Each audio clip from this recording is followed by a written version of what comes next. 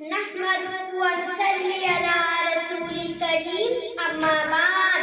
محترم صدر صاحب اور آئے ہوئے تمام مہمان، اساتذہ اکرام اور میرے پیارے ساتھیوں، السلام علیکم.